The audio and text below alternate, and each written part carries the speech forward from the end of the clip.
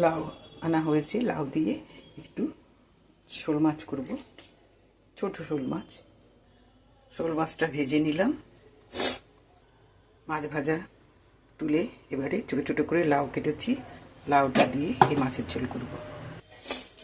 মাছ ভাজা তেলের ভেতরে তেজপাতা দিলাম, আর দিলাম একটু পাঁচফোড়ন। পাঁচফোড়নের গন্ধ বেরিয়ে গেছে, এবার দিয়ে দিলাম লাউ, জিরের গুঁড়ো, সামান্য লঙ্কার গুঁড়ো, নুন হলুদ একসাথে দিয়ে দিলাম, দুটো কাঁচা লঙ্কা দিলাম। এবার একটু কালো জিরের গুঁড়ো দিলাম, নুন হলুদ মশলার সাথে দিয়ে দিয়েছিলাম, লাউগুলো বেশি ভেজে গেছে। এবার একটু উষ্ণ গরম জল দিয়ে দিলাম একটা। মাছের ঝোল ফুটে গেছে, এবারে আমি ভাজা মাছগুলো একে একে দিয়ে দিচ্ছি। মাছের ঝোলটা নামিয়ে নেব, সব মাছের ঝোল লাউ দিয়ে।